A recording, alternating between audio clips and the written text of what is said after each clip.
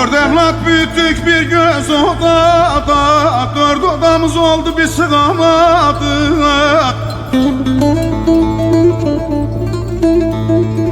Okudu büyüttük bir göz odada, dört odamız oldu bir sığamadık.